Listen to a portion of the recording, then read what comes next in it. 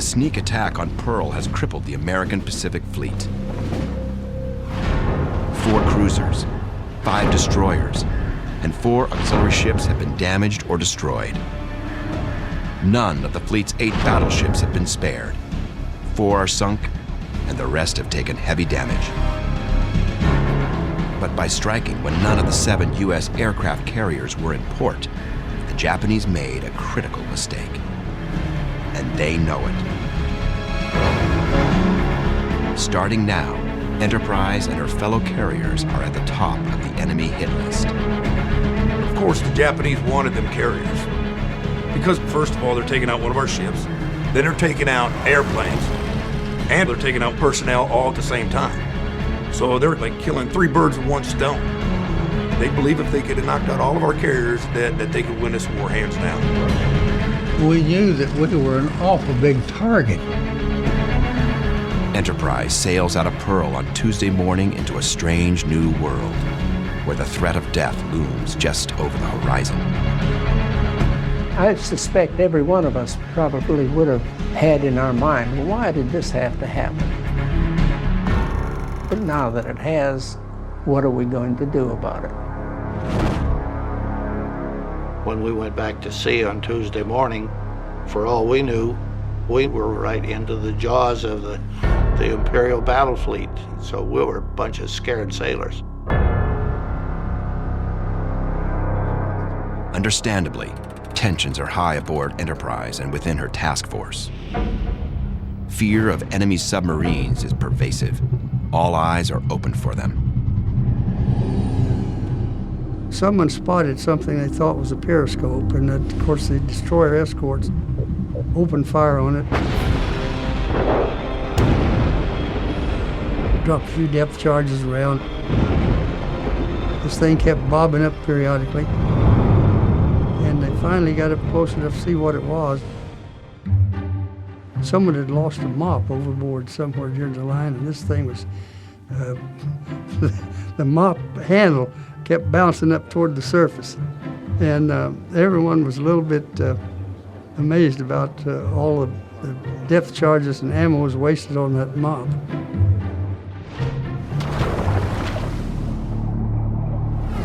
But the deep waters near Hawaii do conceal legitimate threats. December 10th, 1941. The Big E is on patrol near the Hawaiian Islands. Off to the south of the carrier, Perry Teff, a dauntless dive bomber pilot from Enterprise's Scouting Squadron 6, spots enemy submarines at the surface. Submarines have to come up for air at least once every 24 hours in order to run the diesel engines that recharge their batteries. This morning, Japanese submarine I-70 is in Perry Teff's sights. Time for some revenge. The American pilot swoops in and drops a 1,000-pound bomb.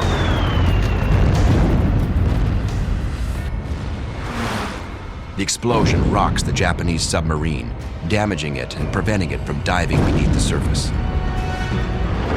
Sometime later, fellow Enterprise scout pilot Clarence Dickinson, the man who parachuted from his damaged plane at Pearl Harbor, takes another dangerous dive on I-70.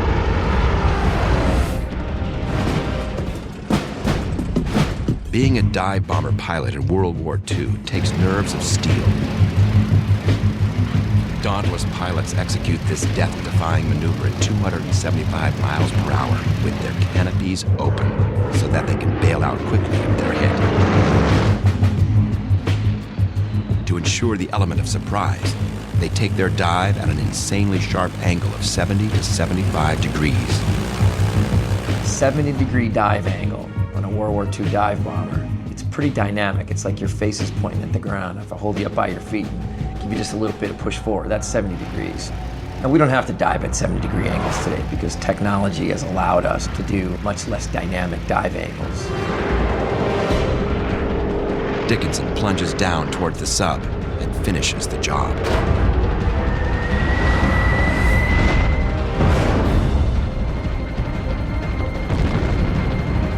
Payback. It's the first enemy ship sunk by the U.S. Navy in World War II.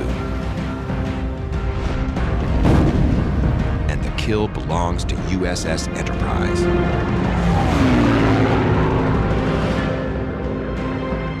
The USS Enterprise, to get the first naval kill, had to lift the spirits not only of just the ship's crew itself, but all of the American people. To show, you know what, we're not done. We're not even close to being done. Enterprise carries on with its patrol duties in the waters near Hawaii until late January 1942.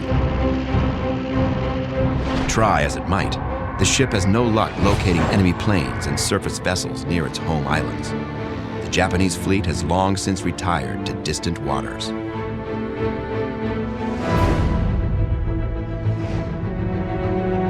But even without the enemy in attack mode, life aboard ship remains perilous.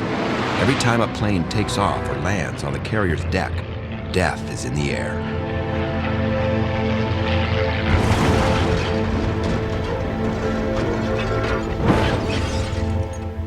Landing on aircraft carrier is always a difficult maneuver. Eventually, with enough experience, you get to the point where you can actually enjoy day landings.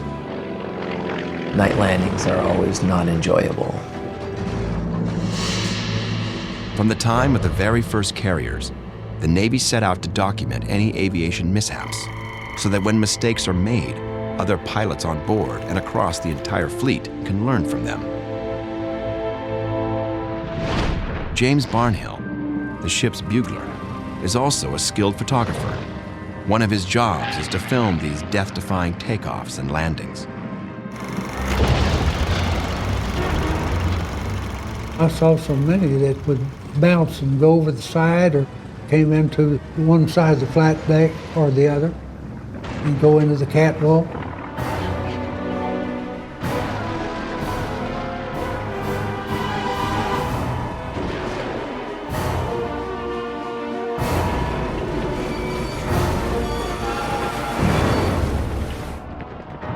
If it looked like they were in trouble, then we started the cameras rolling.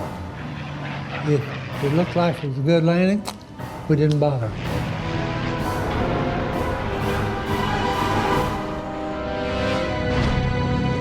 The pilots know that if they see the cameramen stand up and start rolling, it means they're probably heading for a rough landing. They would just be sitting up there like vultures waiting to snap pictures of another crash. Back in the day, the pilots would call that area the Vulture's Nest. And that name is stuck through today. Now you only have a space of landing that is 400 feet long. You have 6 wires out there and you have to land on one of those wires. Of course, you don't want to land on number 6. I've only landed on modern aircraft carriers where we have 4 wires, and I can tell you when you miss the 3 and are headed to the 4th, you get pretty close to the end of the carrier. You always know when you caught a 4 wire. Now with the 6 wires that they had back in World War II time frame, I imagine it was pretty similar. You knew when you caught the late wires, but really in pilot terms, we don't care what wire we catch as long as we catch a wire. February 1st, 1942. The days of training and patrolling are over. Time to take the fight to the enemy. Target, Wochi Island, Central Pacific.